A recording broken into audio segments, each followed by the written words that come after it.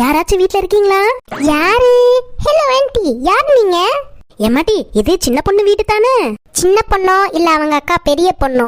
உங்களுக்கு யார் வேணும் அத சொல்லுங்க. எதுக்கு இங்க வந்திருக்கீங்க? அது வந்து ஓஹோ, பழம் விக்கிறவங்களா? நல்ல அழகா கூடையிலெல்லாம் வச்சு விக்கிறீங்களோ?